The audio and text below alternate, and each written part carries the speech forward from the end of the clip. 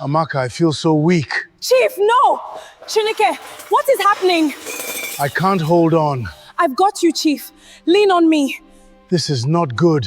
Ijeoma, help me. Chief Chukwuma was halfway down the staircase when his legs suddenly became weak. His walking stick slipped from his hand. Before anyone could reach him, his body turned sideways and he began to fall. "Chief!" Amaka dropped the tray in her hands and ran toward him. The glass cups hit the floor and broke into pieces. She caught him around the waist, just before his head struck the marble steps. His full weight fell on her. Amaka struggled to hold him. "Somebody help me!" she shouted. 2 house workers rushed from the dining room, but before they could touch him, Ijeoma, Chief Chukwuma's wife, appeared at the bottom of the staircase. "Stop!" she shouted. Everyone froze. Amaka stared at her in shock. "Madam, please, he cannot stand." Chief Chukwuma's face had become pale. His eyes were half closed, and he was breathing slowly. "We need to call the doctor," Amaka said. Ijeoma walked up the stairs without any hurry. She wore a long green gown and expensive gold earrings. Her face was calm, almost too calm. "There is no need to call anybody," she said. "My husband has been warned not to stress himself." Amaka looked down at the weak man in her arms. "Madam, he almost fell down the stairs. I can see that. He may be dying." For 1 second, Ijeoma's face changed. A small smile almost appeared on her lips. It disappeared so quickly that the other workers did not notice, but Amaka noticed. "Take him back to his room," Ijeoma ordered, "and stop shouting as if the whole house is on fire." As the workers lifted Chief Chukwuma, Amaka looked at the folded paper in Ijeoma's hand. On the front of it was a picture of a dark wooden coffin surrounded by white flowers. Ijeoma quickly folded it again and hid it behind her back. Chief Chukwuma was still alive. But his wife was already choosing the kind of coffin she wanted to bury him in.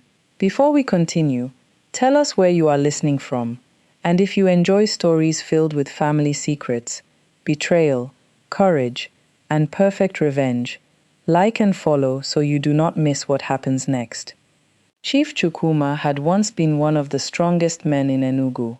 At 56, he owned 3 large hotels, several shops, a transport company, and a beautiful estate outside the city. He had not been born rich. His late father had left him only a small guest house with 6 rooms. Chukwuma worked hard and slowly turned that small place into a successful business. He was not a loud man. He did not talk too much, and he did not make empty promises. Whenever he entered one of his hotels, the workers stood straight because they knew he could notice the smallest mistake. He remembered the names of cleaners, cooks, drivers, and guards.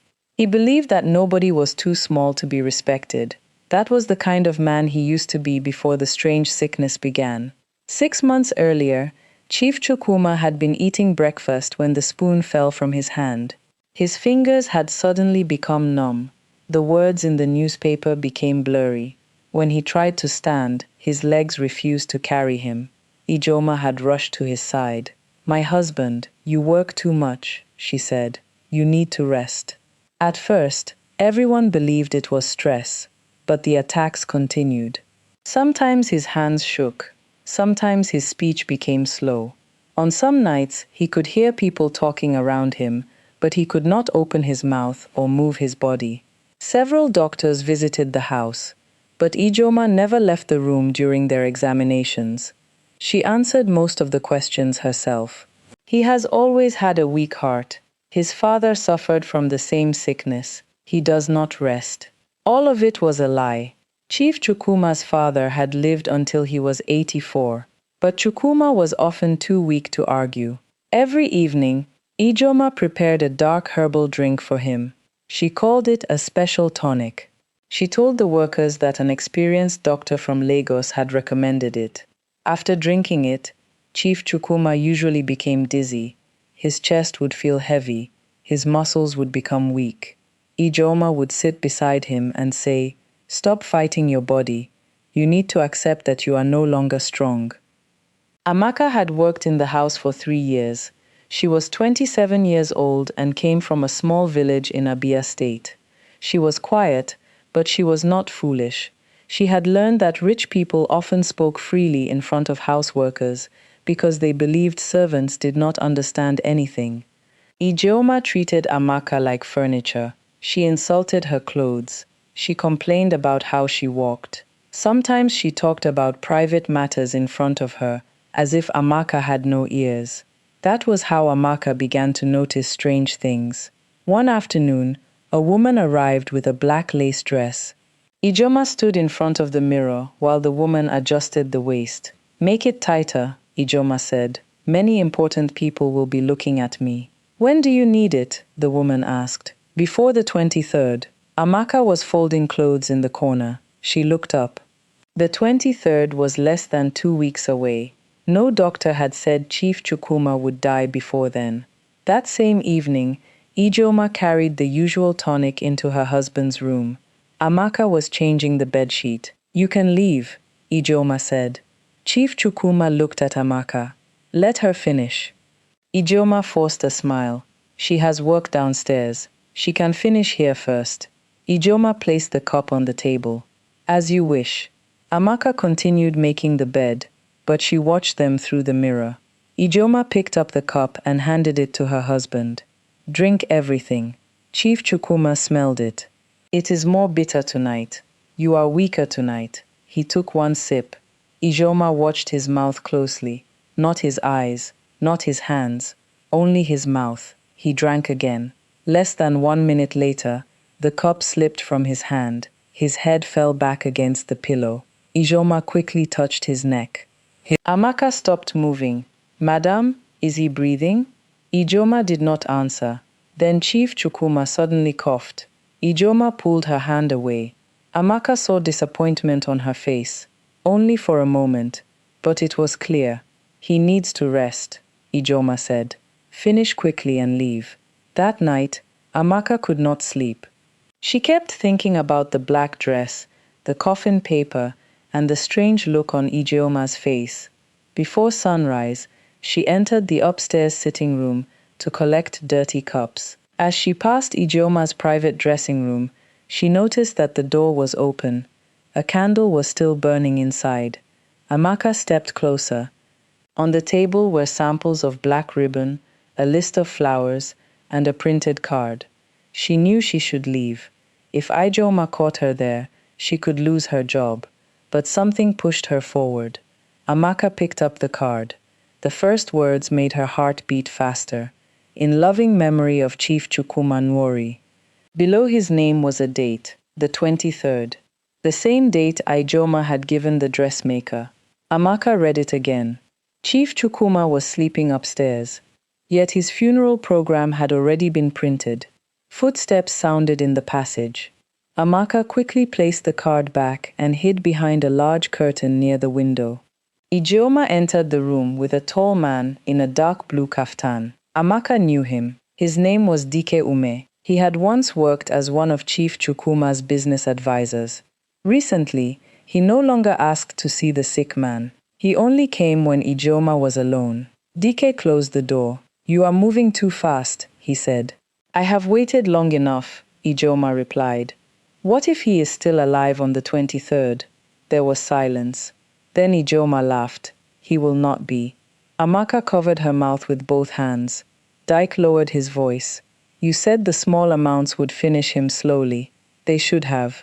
His body is stronger than I expected." Then postpone the funeral. "No.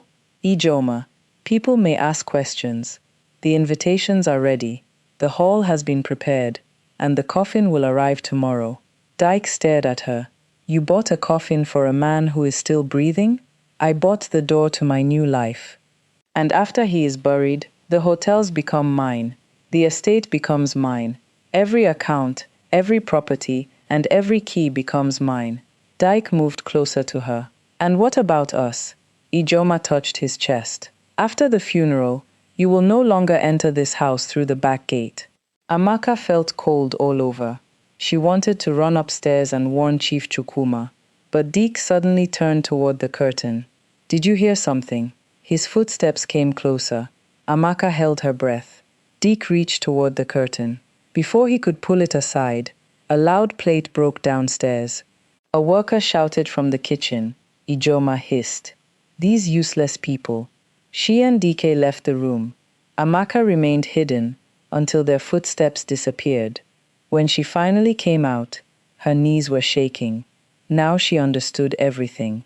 Chief Chukwuma was not dying from sickness. Someone was slowly killing him, and the person doing it was the same woman who slept beside him every night. Amaka did not run straight to Chief Chukwuma.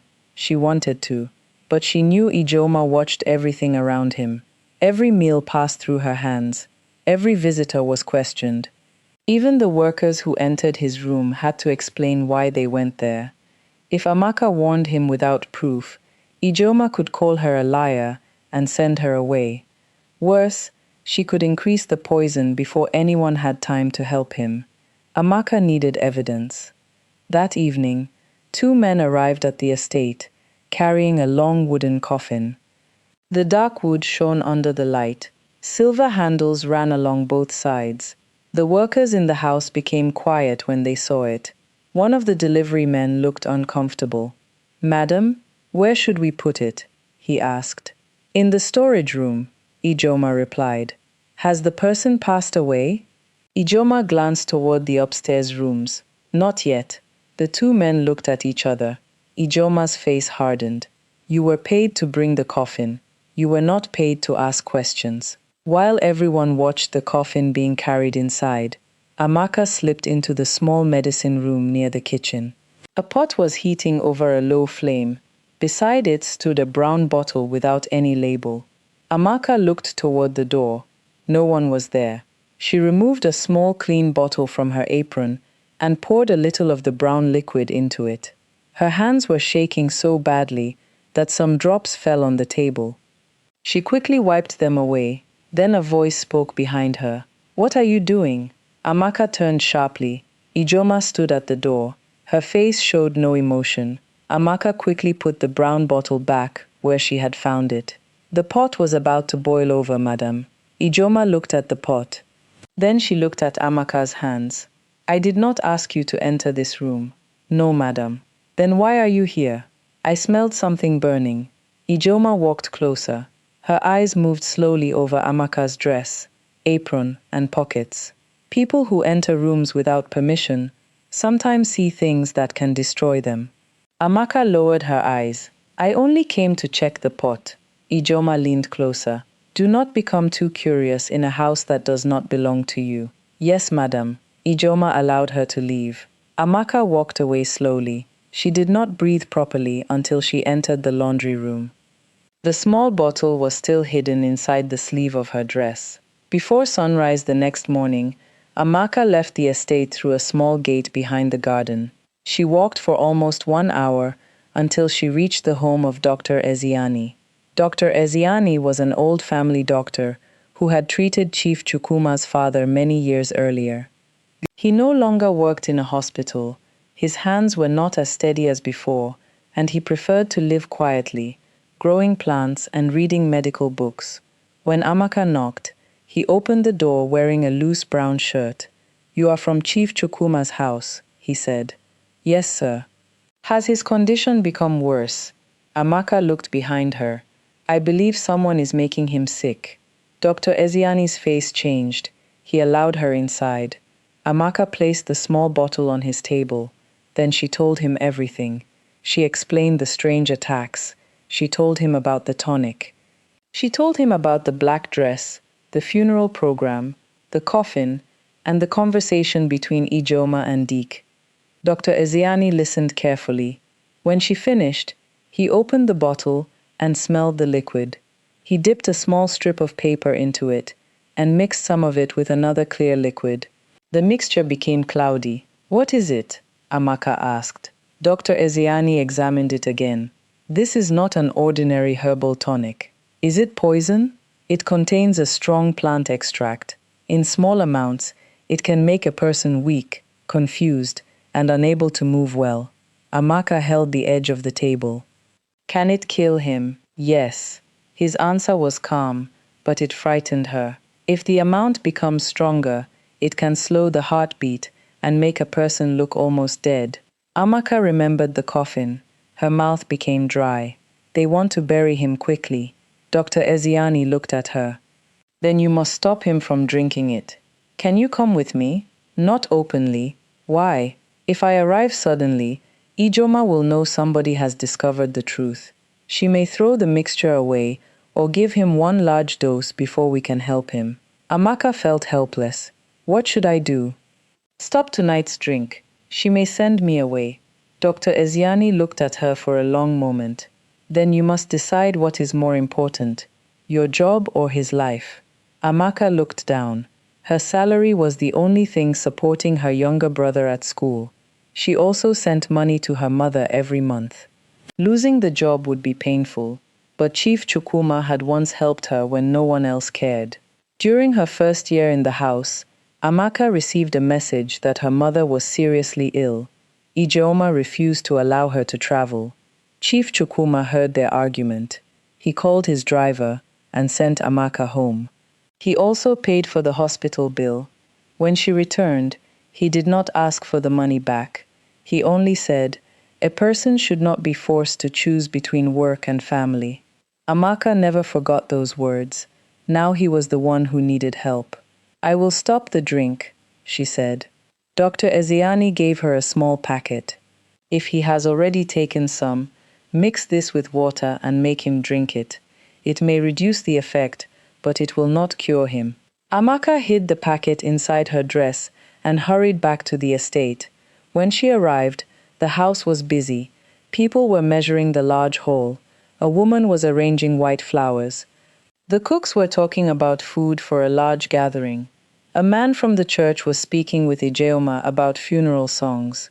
Chief Chukwuma was still alive upstairs, but the whole house was already preparing to bury him. Amaka found one of the younger workers carrying rolls of black cloth. "What is happening?" she asked. "Madam said Chief may not survive tonight." Amaka's heart started beating faster. Has she prepared his tonic? Not yet. Amaka rushed toward the staircase. Then she heard voices from the garden. She stopped and moved quietly behind a wall, covered with plants. Ijeoma and DK stood near the small garden house. "You promised tonight would be the end," DK said. "It will be," Ijeoma replied. "I have increased the amount. And if he refuses, he can hardly lift his hand." "What about Amaka?" Ijeoma's voice became cold. "She has been watching me." "Send her away." "Not yet. If I do it now, she may become more suspicious." Dyke laughed. "You are afraid of a maid. Even a house rat can become dangerous when it enters the wrong room." Amaka pressed herself against the wall. "Once Chukwuma drinks it," Ijeoma continued, "I will send everyone away. By morning he will be cold. The coffin will be closed before noon. What about the doctor? I will call one when it is already too late." Dyke moved closer to her. "Then tomorrow, our new life begins." Ijeoma smiled. "No, tomorrow, everything becomes mine." They held each other. Amaka turned away in disgust. After Ijeoma left, Dyke remained behind. He brought out some papers and looked through them. Then he smiled to himself. "Everything becomes yours first," he whispered. "After that, everything becomes mine." Amaka understood. Dyke did not love Ijeoma. He was only waiting for her to inherit Chief Chukwuma's property. But she had no time to think about that. The stronger dose was coming that night. Amaka hurried upstairs. Chief Chukwuma was alone in his room. He opened his eyes when she entered. "Amaka?" She closed the door. "Chief, please listen to me. Do not drink anything your wife gives you tonight." He stared at her. "What are you talking about? Your sickness is not natural." Before she could explain, the door opened. Ijeoma entered carrying a silver tray. A single cup of dark liquid stood on it. She looked at Amaka. "I thought I told the workers not to disturb my husband. I came to change his water." "There is no water here." Amaka looked at the empty table. Ijeoma placed the tray down. You are becoming careless. Chief Chukwuma tried to sit up. What is inside that cup? Ijeoma smiled. Your medicine. What medicine? The same herbs you have been taking. Chief Chukwuma looked at Amaka. Ijeoma noticed. Her smile disappeared. Leave the room. Amaka remained where she was. I said leave. No, madam. The room became silent. Ijeoma slowly turned toward her. What did you say? He should not drink it. Ijeoma stepped forward. You have forgotten your place. Amaka looked directly at her. No, madam. I remember my place. Ijeoma picked up the cup and handed it to Chief Chukwuma. Drink. His weak fingers closed around it. The dark liquid moved toward his mouth. Amaka remembered the coffin in the storage room. She remembered the funeral card. She remembered Dr. Eziani's warning. Before Chief Chukwuma could drink, Amaka rushed forward and hit the cup from his hand. It flew across the room and broke against the wall. The dark liquid ran down the paint. Ijeoma stared at it. Then she turned and slapped Amaka across the face. The force pushed Amaka against the table. You useless village girl. Chief Chukwuma tried to speak. Ijeoma, stop. Keep quiet, she shouted at him. She grabbed Amaka's arm and dragged her toward the door. You are fired. Leave my house now. Amaka struggled to turn toward Chief Chukwuma. You will receive no salary, Ijeoma continued. You will receive no recommendation. Nobody will employ you after I tell them what you did. Amaka looked at the weak man on the bed. Ijeoma pulled her into the passage. Before the door closed, Amaka shouted the only words she knew could save him. Chief, your sickness is inside the cup. Ijeoma slammed the door. Then she locked it from inside. Amaka stood alone in the passage with pain burning across her face. She had lost her job. She had lost her room. And Chief Chukwuma was now locked inside with the woman who had already chosen the date of his funeral. Amaka stood in the passage for a few seconds, not knowing what to do. Her cheek was still burning from the slap. Inside the room, Chief Chukwuma was trapped with Ijeoma. Amaka could hear their voices, but she could not understand the words. Then everything became quiet. Too quiet. Amaka moved closer to the door and placed her ear against it. Ijeoma, Chief Chukwuma said weakly. What has that girl discovered? She discovered nothing. She said my sickness is inside the cup. She is a liar. Then why did you lock the door? There was a pause. Amaka held her breath. Ijeoma's voice became soft. My husband, you are confused. That girl has been stealing from us. I caught her inside my room, and now she wants to create trouble before I send her away. I do not believe that. You do not know her the way I do. I know Amaka enough to know she would not risk everything for no reason. Ijeoma did not answer. Amaka felt a little hope. At least Chief Chukwuma had heard her warning. But hope disappeared when she heard the sound of liquid being poured into another cup. You still need your medicine, Ijeoma said. No. You are too weak to know what is good for you. I said no.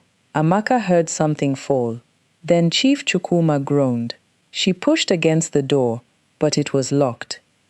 Chief, she shouted. One of the male workers rushed upstairs. What is happening?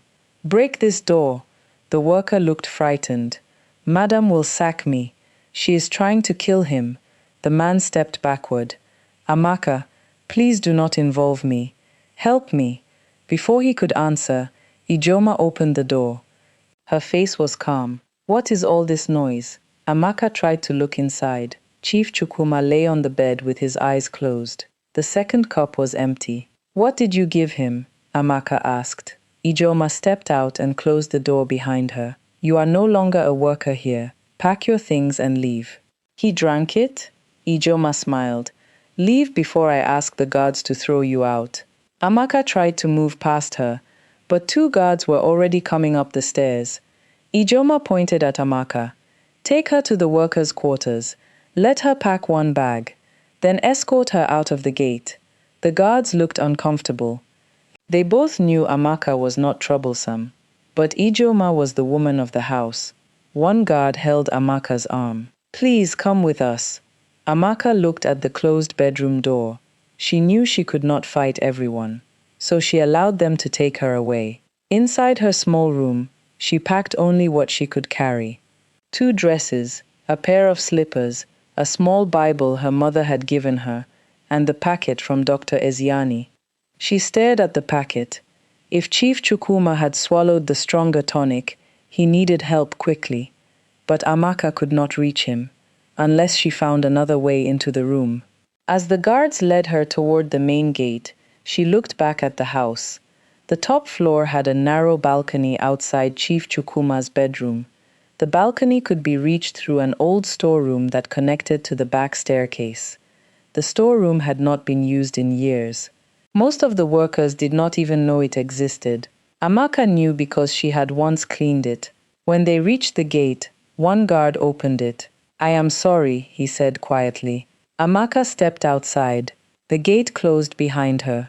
She walked down the road until the estate was no longer visible. Then she left her bag beneath a thick bush and turned back. Instead of using the main road, she entered a small footpath leading toward the farm behind the estate. Dark clouds were gathering above the trees. The air smelled of rain. Amaka moved quickly through the bushes until she reached the old back wall. Part of the wall had broken years earlier. She climbed over it, tore the side of her dress, and landed inside the compound. The workers were busy downstairs. Some were arranging chairs. Others were moving flowers into the main hall. Nobody noticed Amaka crossing behind the kitchen. She entered the old storeroom and climbed the narrow staircase. At the top, she pushed open a wooden window leading to the balcony. Rain began to fall. Amaka held the wall and moved carefully along the balcony until she reached Chief Chukwuma's window. It was open. She climbed inside. Chief Chukwuma lay still on the bed. "Chief?" No answer. Amaka rushed to him. His skin was cold. His breathing was so slow that she almost could not feel it. "Chief, please wake up." She touched his face. Nothing. On the bedside table was the empty cup. Ijeoma had forced him to drink. Amaka removed the packet Dr. Eziani had given her and mixed it with the water inside a jug. She lifted Chief Chukwuma's head. "Please drink." His mouth remained closed. Amaka pressed a little water between his lips. Some of it entered. Most spilled onto his clothes. She tried again.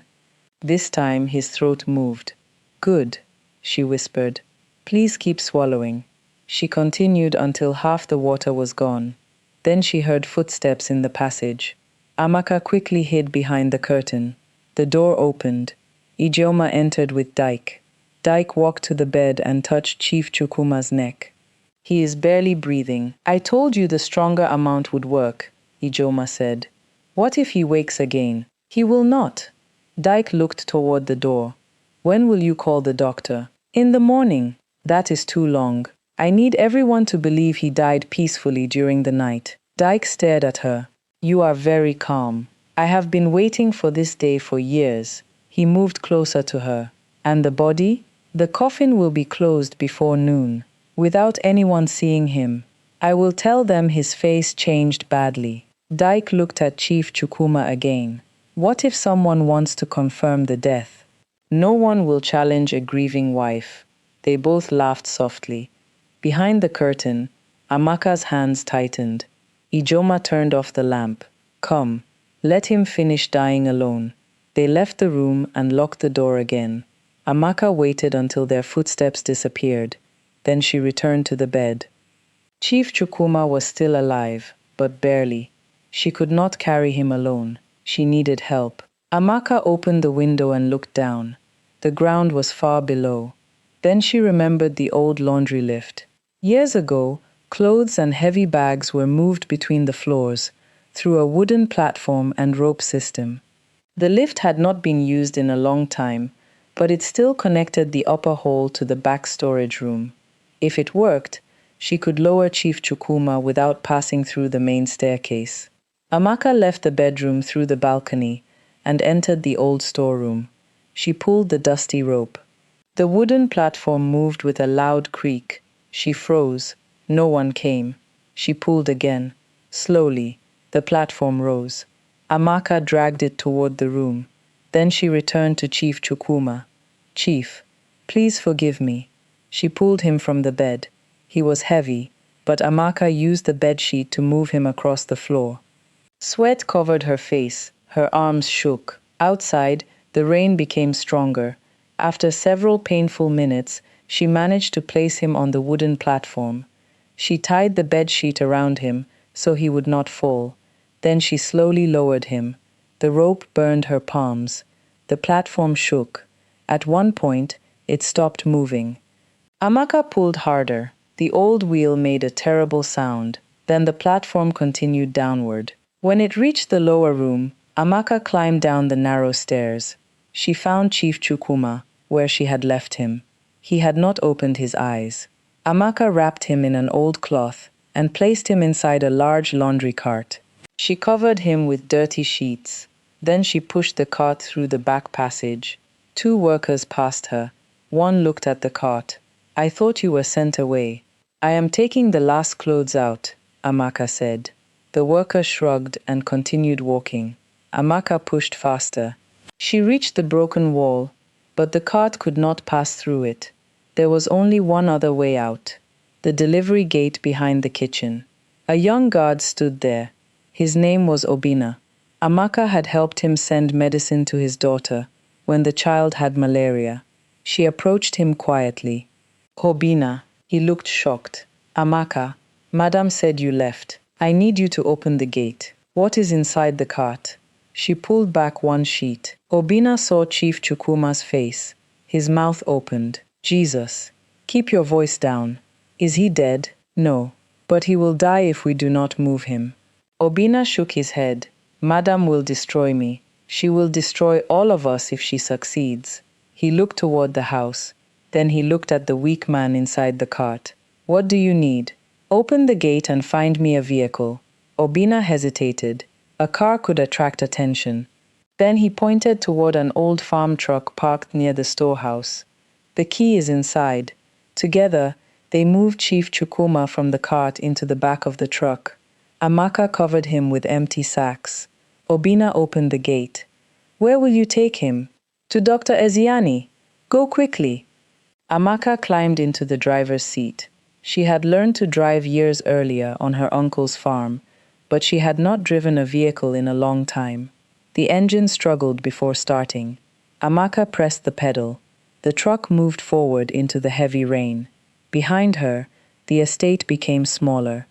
Inside it, Ijeoma believed her husband was dying alone. She did not know that the maid she had thrown out had just carried him away from the bed where he was supposed to die. By the time Amaka reached Dr. Eziani's house, Chief Chukwuma had stopped moving completely. Dr. Eziani rushed outside. Together, they carried him into the cottage. The old doctor placed his ear against Chukwuma's chest. For several seconds, he said nothing. Amaka began to cry. "Is he gone?" Dr. Eziani raised one hand. "Quiet." He listened again. Then he looked at Amaka. "His heart is still beating." Relief almost made her fall. "But it is very weak," he continued. "If you had arrived later, there would have been nothing I could do. Please save him." Dr. Eziani began preparing his instruments. "You must help me." They worked through the night. Amaka cleaned Chief Chukwuma's mouth. She held his head while Dr. Eziani gave him medicine. They covered him with warm clothes. Hours passed. Outside, the rain stopped. Morning light entered the cottage. Chief Chukwuma still had not opened his eyes. Then, just as Amaka began to believe they were losing him, his fingers moved. His chest rose sharply. He coughed. Dark liquid came out of his mouth. Amaka turned him carefully. "Chief?" His eyes opened a little. He looked confused. "Where am I?" "You are safe." He tried to speak again, but his voice failed. Dr. Eziani touched his shoulder. "Do not force yourself. Your body has been carrying poison for months." Chief Chukwuma looked at Amaka. His eyes filled with fear. "My wife?" Amaka lowered her head. "She believed you would die before morning." Chief Chukwuma closed his eyes. A tear moved down the side of his face. For the first time, he understood that the woman he trusted had not been caring for him. She had been slowly preparing his death. Back at the estate, Ijeoma entered the bedroom carrying a white cloth. She closed the curtains. Then she walked toward the bed. Her smile disappeared. The bed was empty. She pulled back the sheets. Nothing. She checked the bathroom. Nothing. Then she screamed so loudly that every worker in the house came running. "My husband is gone!" Dyke pushed through the crowd. "What do you mean? The body is missing." The workers stared at one another. Nobody understood. Ijeoma's face became pale. Then one thought entered her mind. Amaka. She turned toward the guards. "Find that girl." The guards did not move quickly enough. Ijeoma screamed again. "Find Amaka before she destroys everything." Ijeoma locked the bedroom door and ordered everyone out. Only Deke remained with her. He looked at the empty bed. "This is impossible. I left him here." Maybe he woke up. He could not even move his fingers. Then someone carried him. They both knew who that person was. "Amaka," Ijeoma whispered. Dyke walked toward the window. "It is open." Ijeoma looked at the wet marks on the floor. She came through the balcony. Dyke turned toward her. "You should have sent her far away when you first became suspicious." "I did send her away, and yet she came back." Ijeoma pressed both hands against her head. "This cannot happen. The funeral is tomorrow." Dyke looked at her as if she had lost her mind. "Forget the funeral. We need to find Chukwuma." "What if he is already dead? Then we need the body. And if he is alive?" Dyke did not answer. Ijeoma understood. If Chief Chukwuma survived, everything was over. He would know she had poisoned him. He would know about Dyke. He would remove her from the estate before she touched a single property. "We must find Amaka before she speaks to anyone," Ijeoma said. Dyke moved closer. "And what do you expect me to do? Help me. This was your plan. Our plan." "No, Ijeoma. You poured the tonic. You ordered the coffin. You printed the funeral program." Her eyes widened. "You agreed to everything." "I agreed to stand beside you after you inherited. You said you loved me." Dyke laughed without humor. "This is not the time for love." Ijeoma stared at him. For the first time, she saw something cold in his face. Something she had ignored, because she was too busy dreaming about the life they would share. Dyke had never spoken about how they would live together. He only asked about the hotels, the accounts, the land, the safe. But Ijeoma pushed the thought away. She needed him, at least for now. "Go to Dr. Eziani's house," she said. "Amaka may take him there." Dyke's eyes narrowed. "How did you know she spoke to him?" "I did not. But he treated Chukwuma's family years ago. She may believe he can help." Dyke reached for his car keys. "If I find them, what should I do?" Ijeoma looked toward the empty bed. "Do not let him return." Dyke stared at her for a few seconds. Then he left. Ijeoma gathered the workers inside the main hall. She stood before them wearing a white wrapper and a worried expression. "My husband disappeared from his room during the night," she said. The workers whispered. "I believe Amaka took him while he was confused and sick." Obina stood near the back. He lowered his eyes. Ijeoma continued. "She may be trying to force him to sign something. She may even be planning to ask for money." Some workers looked doubtful. They knew Amaka.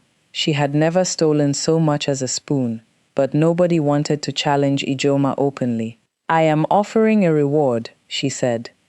"Anyone who finds Amaka and brings my husband home will receive a large amount of money." Obina's hands tightened. He knew the truth, but he also knew Ijeoma had powerful friends. If he spoke carelessly, she could accuse him of helping with a kidnapping.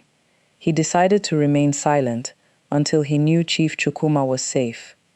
At Dr. Eziani's cottage, Chief Chukwuma slept for most of the day.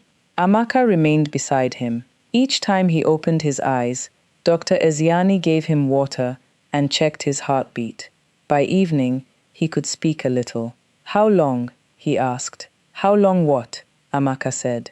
"How long has she been giving me poison?" Dr. Iziani answered. From what you described, perhaps 6 months. Chief Chukwuma looked at the ceiling. 6 months. 6 months of weakness. 6 months of thinking his own body had betrayed him. 6 months of listening to Ijeoma tell him to accept death. Dyke, he whispered. Amaka nodded. They are together. Chief Chukwuma shut his eyes. Dyke had worked with him for 8 years. He had sat at his table. He had traveled with him. He knew which hotels made the most money and which properties carried no debt. Chukwuma now understood why Dyke had started visiting the estate more often, not to help with business, to wait for his death.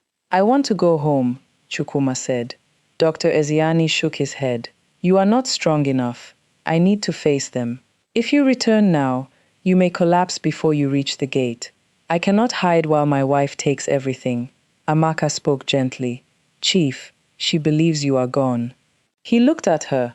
Let her continue believing it. The room became quiet. Dr. Eziani looked at Amaka with interest. What are you thinking? Chief Chukwuma asked. Amaka hesitated. She was only a maid. This was not her house or her business.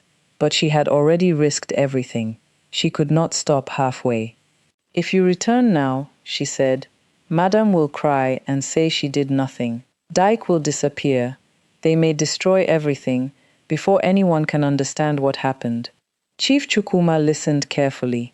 But if they believe you are dead, Amaka continued, they will show their true minds. They will rush for the things they want. Dr. Eziani nodded slowly. Greedy people often make mistakes when they believe nobody can stop them. Chief Chukwuma remained silent. Amaka continued, the funeral is already planned. The coffin is there. The hall is ready. She has told everyone you may die. What are you suggesting? Let her have the funeral. Chief Chukwuma stared at her. Amaka's voice remained calm. Let her stand before everyone and behave like a grieving widow.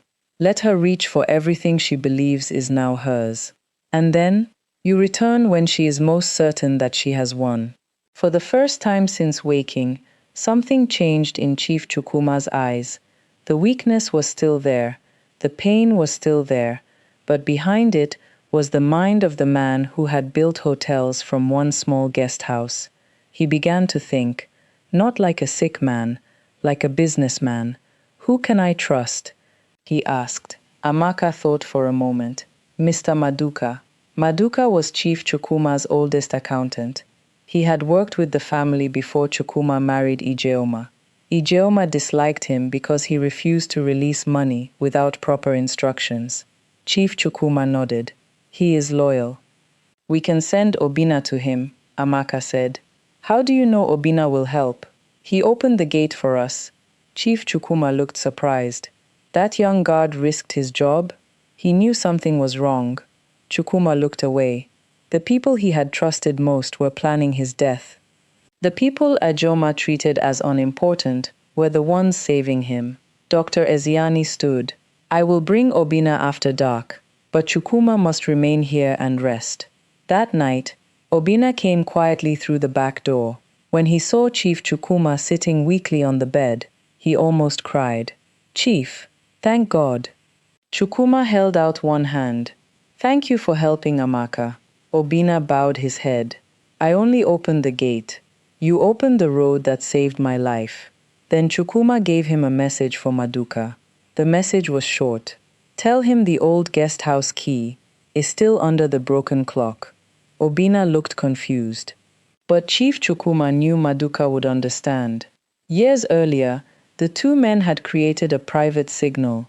If either of them ever sent those words, it meant danger was inside the family and they should meet secretly. Obina left before midnight. Meanwhile, DK reached Dr. Eziani's cottage. He parked far from the house and walked through the trees. Through the window, he saw Amaka sitting beside the bed. Then he saw Chief Chukwuma, alive. Dyke's face changed. He quickly stepped away from the window. He could return to Ijeoma and tell her.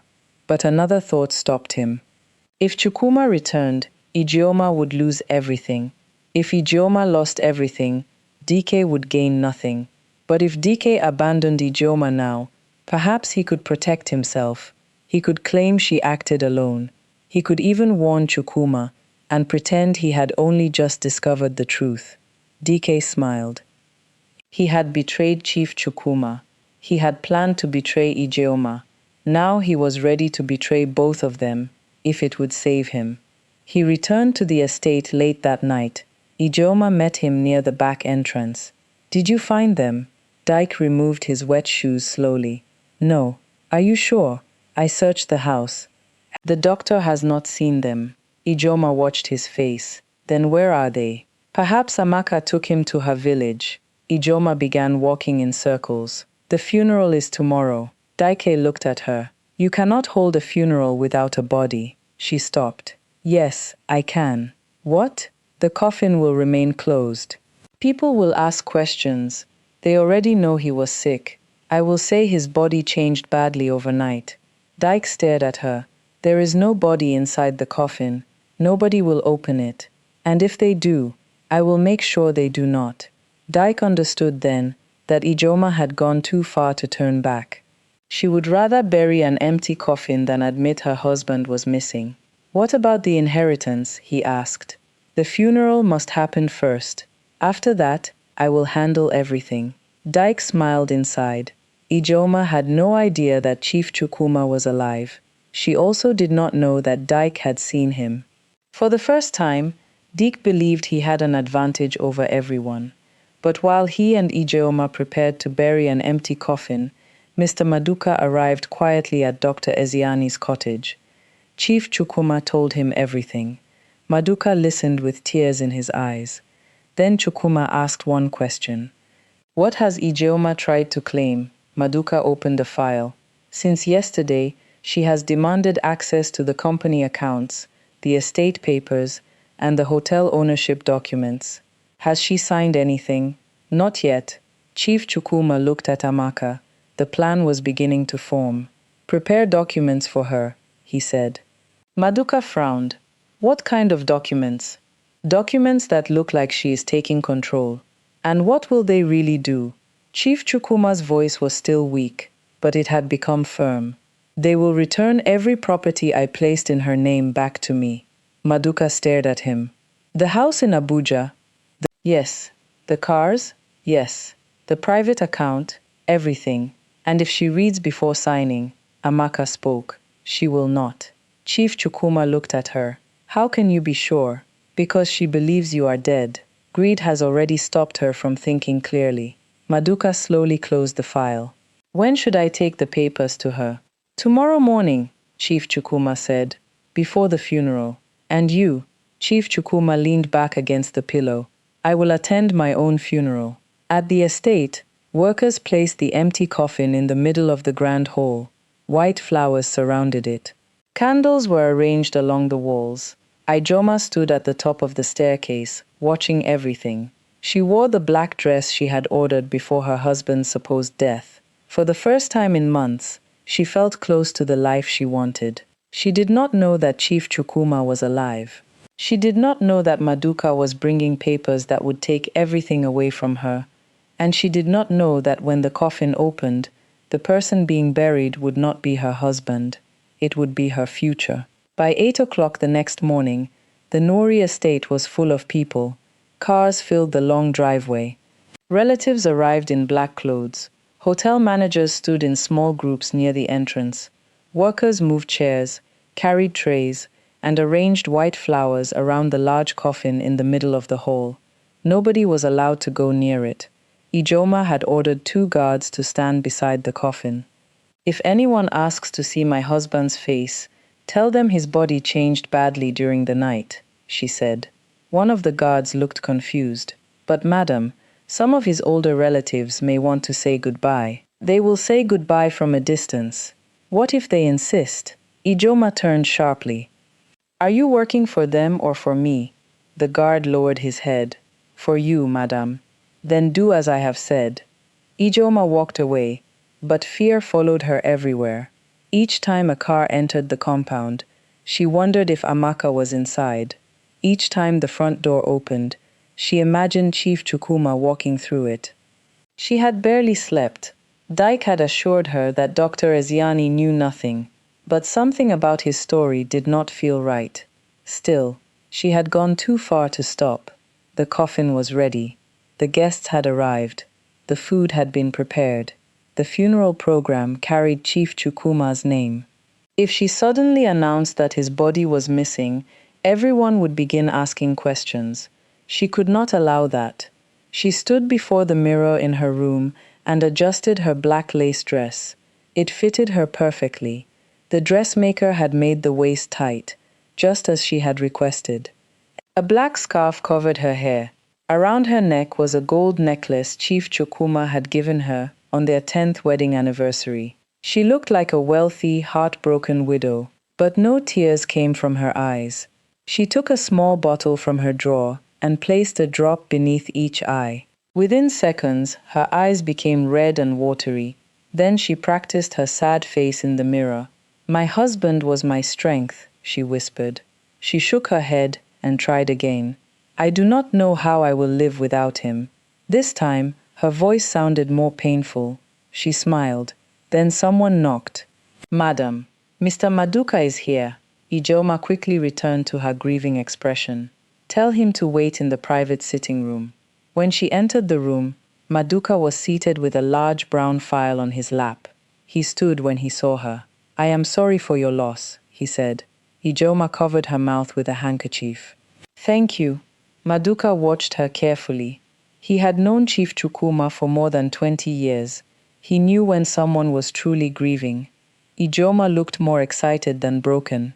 "I hope you brought the documents," she said. Maduka nodded. "I brought the papers you requested." She sat opposite him. "Good.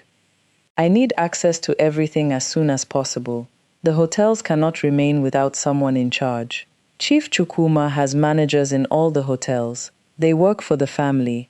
They work for him." Ijeoma's face tightened. "He is dead." Maduka lowered his eyes to hide his anger. "So you have said." "What does that mean?" "Nothing, madam." He opened the file. "There are several documents here. Some concern the estate. Some concern the cars and the private properties. Others concern the accounts your husband opened in your name." Ijeoma leaned forward. "Once I sign, I will control everything?" Maduka answered carefully. "Once you sign, the ownership arrangement will become clear." That was enough for her. She picked up the pen. Maduka placed the first document before her. "You should read it." Ijeoma waved one hand. "There is no time. It concerns the house in Abuja. I know what I own." Maduka looked at her. "Do you?" She frowned. "What kind of question is that? I am only advising you to read before you sign." Ijeoma glanced toward the clock. The funeral service would begin soon. She was afraid that if she delayed, one of Chief Chukwuma's relatives might begin asking about the body. "Just show me where to sign." Maduka pointed to the bottom of the page. She signed. He brought out another document. "This concerns the 2 cars registered in your name." She signed again. "This concerns your private account." She signed. "This concerns the holiday house." She signed. "This concerns the land near Nsuka." She signed. Maduka continued placing papers before her. Each time, he advised her to read them. Each time, she refused. She believed she was claiming everything. She did not know she was returning every gift, house, vehicle, account, and property Chief Chukwuma had placed in her name. After the last signature, Maduka collected the papers. Ijeoma smiled. "When can I begin using the company accounts?" Maduka closed the file. "When the funeral is over, the meaning of everything you signed will become clear." She did not notice the warning. Her mind was already on the future. "Keep the keys ready," she said. "I do not want any delay." Maduka stood. "There will be no delay." As he left, he passed Dyke in the corridor. The 2 men looked at each other. Dyke knew Maduka had never liked him. Maduka knew Dyke was involved in something dangerous. Neither man spoke. Dyke entered the sitting room. "What did you sign?" he asked. "Documents that put everything under my control." "Did you read them?" Ijeoma laughed. "Maduka has worked for Chukwuma for years. He knows better than to cheat me. Daike looked toward the door. You trust him? I trust that he wants to keep his job. Daike was not convinced. Where are the papers? He took them. You allowed him to leave with them. They are business documents, Daike. Stop worrying. Daike moved close to her. You should have read every page. She became irritated. I do not need advice from you today. I need you to stand beside me and behave properly. Behave properly. Yes. Do not come too close. People are watching. Daike smiled bitterly. Last night, I was the man you wanted to share your future with. Today, I am someone who must stand far away. After the funeral, everything will change. Daike looked at her expensive necklace. Then his eyes moved toward the bedroom door. Where are the other pieces of jewelry? Why? I am asking a simple question. They are locked away. Daike nodded slowly. Good. Ijeoma did not understand why he smiled. Downstairs, the service began. A pastor stood before the guests and spoke about life, death, and the importance of using one's time well. Ijeoma sat in the front row beside the empty coffin. She pressed the handkerchief to her face. From time to time, she shook her shoulders as though she was crying. Chief Chukwuma's younger sister, Ngozi, sat beside her. Ngozi had traveled from Port Harcourt that morning. She kept looking at the coffin. Ijeoma, she whispered, I want to see my brother. Ijeoma tightened her fingers around the handkerchief. You cannot. Why? His face changed. He is still my brother. The doctor advised me not to allow anyone to see him. What doctor? Ijeoma's heart jumped. The doctor who came during the night. What is his name? I cannot remember. Everything happened so quickly. Ngozi stared at her. You cannot remember the name of the doctor who confirmed your husband's death. Ijeoma began to cry louder. Why are you questioning me? On the worst day of my life. Several people turned toward them. Ngozi lowered her voice. I am not trying to hurt you. I only want to say goodbye to my brother. You can say goodbye from here. Ngozi looked unhappy, but she remained seated. At the back of the hall, Obina watched the front gate. He had received one instruction from Amaka. When the old black car entered, he should leave the side door open. The service continued. People stood one after another to speak about Chief Chukwuma. A hotel manager described how Chief Chukwuma had paid his hospital bill when his child was sick. An old driver explained that Chief Chukwuma never allowed workers to go home without their salaries. A cook spoke about how he had been given a second chance after making a serious mistake. As each person spoke, Amaka sat inside the old black car, parked several streets away. Chief Chukwuma was beside her. He wore a simple white shirt and dark trousers. His face was still thin. His hands still shook slightly.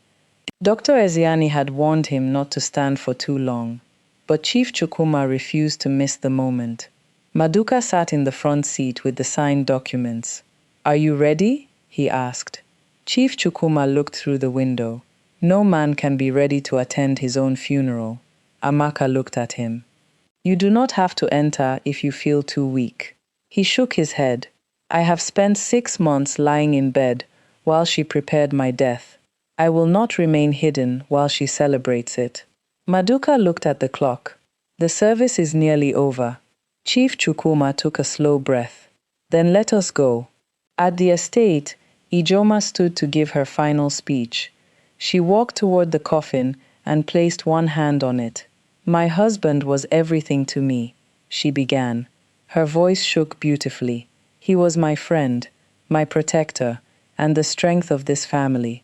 Ngozi watched her with suspicion. Daike watched her from the back of the hall. Maduka had not returned, and that worried him. Ijeoma continued. I stayed beside my husband throughout his sickness. I watched him become weaker every day, and I did everything I could to save him. Obina saw the black car enter the compound. He quietly opened the side door. Ijeoma placed both hands on the coffin. Although he is gone, I promise to protect everything he built. The side door opened. Maduka entered first. Ijeoma stopped speaking. Her eyes moved toward him. He held the brown file against his chest. Then Amaka entered. A sound of surprise moved through the hall. Ijeoma's face lost all its color. "You!" she shouted. Amaka said nothing. She stepped aside. Chief Chukwuma walked through the door. The hall became completely silent. Ijeoma's mouth opened, but no sound came out. Ngozi stood so quickly that her chair fell backward. "Chukwuma!" Chief Chukwuma stopped beside Amaka. He looked weak, but he was alive. Ijeoma held tightly to the coffin. Her carefully prepared tears disappeared. Her handkerchief fell to the floor. Chief Chukwuma looked around at the shocked guests. Then he looked directly at his wife. "You told everyone I was dead," he said. Ijeoma stepped backward. "My husband. Do not call me that." Dyke began moving quietly toward the door, but Obina closed it. Chief Chukwuma pointed toward the coffin. "Before anybody leaves, I want my grieving wife to open the coffin she ordered, while I was still breathing." Ijeoma stared at the coffin. Her hands began to shake. "There is no need to open it," she said. Chief Chukwuma took another step into the hall. "You wanted everyone to believe my body was inside. Open it." Ijeoma looked toward the guests. The same people who had come to comfort her were now watching her with confusion and suspicion. Ngozi moved away from the front row and stood beside her brother. "What is happening?" she asked. Chief Chukwuma kept his eyes on Ijeoma. "My wife will explain after she opens the coffin." Ijeoma shook her head. "He is confused. He has been very sick." Amaka spoke for the first time. "He was sick because of what you were putting inside his tonic." A loud murmur filled the hall. Ijeoma pointed at Amaka. "She kidnapped him." Chief Chukwuma's voice became stronger. "She saved my life. She is lying." "Then open the coffin." Ijeoma looked toward DK. He was standing near the door, but he refused to meet her eyes. At that moment, she understood that she was alone. The guards beside the coffin also stepped away from her. Ijeoma slowly walked forward. Her legs felt weak. She placed both hands under the coffin lid. For months, she had dreamed about this coffin being lowered into the ground. Now she was afraid to see what was inside. "Open it," Chief Chukwuma repeated. Ijeoma lifted the lid. She screamed. There was no body inside. The coffin was filled with her own belongings, her expensive shoes, her black mourning clothes, her handbags, the boxes that had once held her jewelry, the framed wedding photograph from her bedroom, the documents she had signed that morning, and the funeral program she had printed before Chief Chukwuma's death.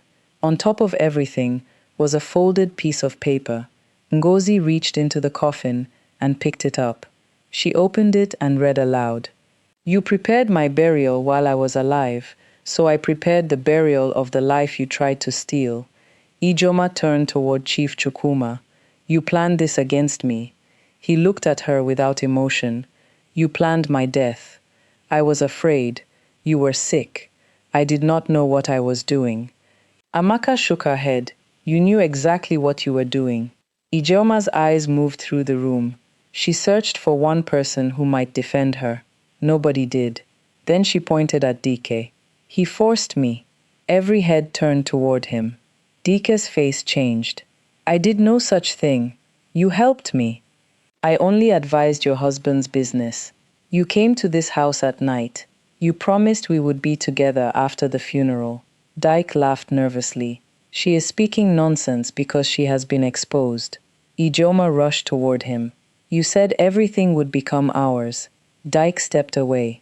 "You said everything would become yours." She froze. His words revealed more than he intended. Chief Chukwuma looked at him. "So you knew what she was planning?" Dyke raised both hands. "No, Chief. I suspected something, but I was afraid." "You were so afraid that you visited my wife secretly." "I can explain." "There is nothing to explain." Dyke moved toward the door again. Obina blocked him, but Chief Chukwuma raised one hand. "Let him go." Everyone looked surprised. Dyke smiled slightly. "Thank you, Chief." Chief Chukwuma continued. "But before you leave, return what you took from this house." Dyke's smile disappeared. "I took nothing. Maduka opened another small file. Yesterday, you sold one of Chief Chukwuma's watches to a dealer in town. Dyke's face became stiff. You also moved 2 boxes from Madam's room into your car this morning, Obina added. Ijeoma turned toward Dike. What boxes? He did not answer. My jewelry, she asked. Dyke stepped backward. You said everything would soon belong to us. I never told you to take it. You gave me the key. Ijeoma rushed at him. You thief. Dyke pushed her hands away. Do not pretend you are innocent. You were planning to bury your husband in an empty coffin. The room filled with angry voices. Chief Chukwuma did not shout. He simply watched the 2 people who had planned his death turn against each other. That was the first part of his revenge. Ijeoma had believed Dike loved her. Now she saw that he had only been waiting to take her money. Dyke had believed Ijeoma would make him wealthy. Now he knew she owned nothing. Maduka opened the brown file. Ijeoma, you asked me this morning whether the papers you signed gave you control of the properties. She looked at him. Yes. They did not. Her face changed. What do you mean? The Abuja house has returned to Chief Chukwuma. No. The holiday house has returned to him. No. The land, the cars, the private account, and every major gift placed in your name have also returned to him. Ijeoma rushed toward Maduka. You cheated me. I asked you to read every document. You told me they concerned my ownership. I told you they would make the ownership clear. She tried to take the file from him, but he stepped back. I signed because my husband was dead. Chief Chukwuma looked at her. I was not dead. Ijeoma turned toward him. You cannot take everything from me. You signed everything away with your own hand. This is my home. It was my home before I married you. I am your wife. You stopped being my wife the day you decided my funeral date before my death. Ijeoma's breathing became heavy. She looked around the hall. The flowers, the chairs, the coffin, and the black dress had all been chosen to celebrate her victory.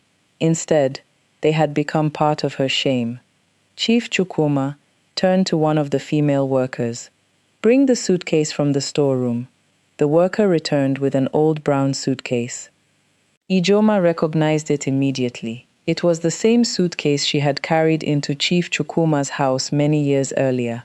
What is that? She asked. Chief Chukwuma answered calmly. Your belongings from before our marriage. You cannot send me away with that. You wanted to send me away in a coffin. The room became silent again. The worker opened the suitcase. Inside were a few old dresses, shoes, and personal items that had belonged to Ijeoma before she married Chief Chukwuma. Everything else had come from him. The jewelry Dyke had not taken belonged to Chukwuma. The cars belonged to Chukwuma. The houses belonged to Chukwuma. Even the black dress she wore had been bought with money from one of his accounts. Ijeoma looked toward Dike. Give me my jewelry. Dike laughed. Your jewelry. You just heard that it does not belong to you. You promised to protect me. I promised nothing. She stared at him as if seeing him for the first time. You said you loved me. Dyke's face remained cold. I loved the life you said you would have. Ijeoma closed her eyes. That sentence hurt her more than anything Chief Chukwuma had said. She had thrown away her marriage for a man who had never wanted her. She had tried to kill a husband who had given her everything, and now both men stood before her, but neither one wanted her. Chief Chukwuma pointed toward the door. Leave my house. Ijeoma began to cry. This time, the tears were real. Chukwuma, please. I made a mistake. A mistake is forgetting a birthday. A mistake is taking the wrong road. You gave me poison for 6 months. I was confused. You ordered my coffin. Please. You printed my funeral program. She fell to her knees. I will change. Chief Chukwuma looked down at her. For 6 months, I begged you to help me understand why my body was failing. You sat beside me, touched my head, and told me to accept death. You watched me suffer because you wanted my property. Ijeoma reached for his trousers. Amaka stepped forward, but Chief Chukwuma raised his hand. He did not need protection from Ijeoma anymore. You will leave this house, he continued. You will leave in the same black dress you bought for my funeral, and you will carry the same suitcase you brought when you first entered my life. Ijeoma's face twisted with anger. She stood and turned toward Amaka. This is because of you. Amaka looked at her calmly. No, madam. This is because of you. You destroyed my life. I stopped you from destroying his. You are only a maid. Amaka did not raise her voice. And the maid you treated like she was nothing became the only person who saw the truth. Ijeoma had no answer. Two female workers placed the suitcase beside her. Nobody touched her. Nobody dragged her. Chief Chukwuma simply opened the front door and waited. Ijeoma looked at the guests. Some turned their faces away. Others watched in silence. She lifted the suitcase. Then she walked out of the estate, wearing the black funeral dress. Dyke followed a few minutes later after returning what remained inside his car. He did not look at Ijeoma as he passed her near the gate. She called his name. He kept walking. Within one afternoon, Ijeoma lost her husband, her home, her property, her secret lover, and the future she had nearly killed to obtain. The funeral guests slowly left. The white flowers were removed. The empty coffin was carried into storage. Chief Chukwuma returned to Dr. Ezeani's cottage for several more weeks of treatment. Amaka stayed nearby, helping him regain his strength. As the poison slowly left his body, his hands stopped shaking. His speech became clear again. Soon, he could walk without support. One morning, Chief Chukwuma called Amaka into the sitting room. Maduka was there with another file. Amaka became nervous when she saw the papers. "Chief, is something wrong?" "No." He pointed to a chair. "Sit down."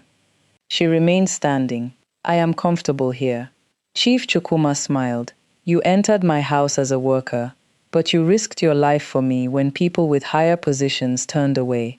Sit." Amaka slowly sat. Maduka opened the file.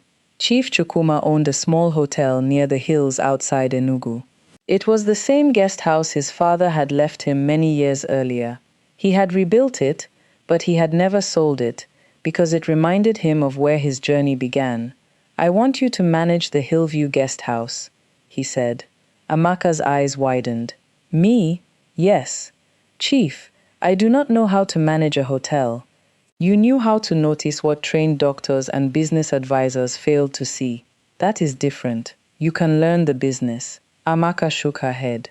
"I did not save you because I wanted property. I know. That is why you deserve to be trusted with it." Maduka pushed the documents toward her. Chief Chukwuma continued, "You will not own it as a gift for pity. You will earn part ownership while you manage it. Your decisions will matter, and your work will be respected." Tears filled Amaka's eyes. For years, people had spoken to her as though her life would never move beyond cleaning other people's rooms. Now she was being offered the chance to lead. "I do not know what to say." "Say you will learn." Amaka smiled through her tears. "I will learn." 6 months later, Hillview Guest House became one of Chief Chukwuma's most peaceful and respected businesses. Amaka treated every worker with dignity. She remembered what it felt like to be ignored, so she listened when cleaners, cooks, guards, and drivers spoke. Chief Chukwuma visited often. He was healthy again. One evening, he stood outside the guest house while Amaka locked the main office. A woman in a faded black dress stood across the road. It was Ijeoma. Her expensive clothes were gone. Her gold necklace was gone. Deke had disappeared from her life completely. She had spent months moving from one relative's house to another, but nobody wanted her to stay for long. She looked toward the guest house. Then she saw Amaka holding the keys. For a moment, their eyes met. Ijeoma looked at the building, the workers, and the cars parked outside. She understood that the woman she once called a useless village girl now had a future built on courage and loyalty. Amaka did not insult her. She did not laugh. She simply entered the guest house and closed the door. Chief Chukwuma remained outside for a moment. Ijeoma looked at him, hoping he might call her back. He did not. He turned and followed Amaka inside. Ijeoma stood alone beside the road, as darkness covered the hills. She had prepared a funeral for a man who was still alive, but in the end, she buried her own marriage, her wealth, her comfortable life, and the only man who had ever truly cared for her. And the maid she treated as invisible became the person holding the keys.